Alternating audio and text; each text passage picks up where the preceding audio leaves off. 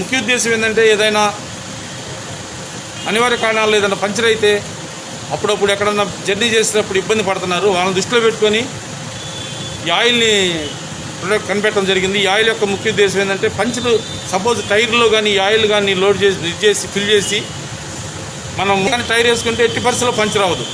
ఇది ముఖ్య ఉద్దేశం ఏంటంటే ఆడపిల్లలు ఎప్పుడన్నా గబుకన్నా జర్నీ చేసేటప్పుడు స్కూటీలు వేసుకుని వెళ్ళేటప్పుడు ఆ పిల్లలకి ఏదైనా పంచర్ అయితే ఆ బండికి టైర్ పంచర్ అయితే ఇబ్బంది పడతారు.